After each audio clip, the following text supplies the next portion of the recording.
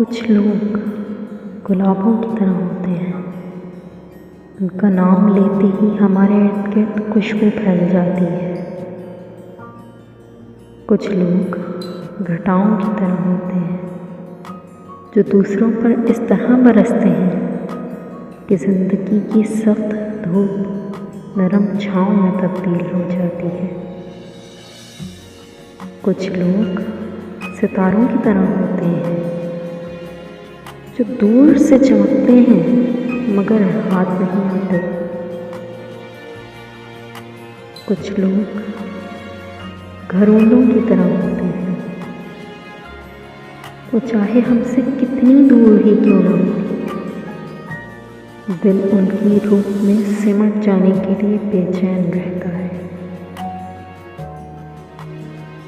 कुछ लोग ख़तों की तरह होते हैं जिन्हें बार बार पढ़कर भी दिल नहीं भरता और दिल चाहता है कि हमेशा हमारे पास रहें। कुछ लोग निगाह की तरह होते हैं, वो साथ हों तो अंधेरों में भी रास्ते मिल जाते हैं। कुछ नए लोग हमारी ज़िंदगी में पुराने लोगों की कदर बढ़ाने के लिए आते हैं।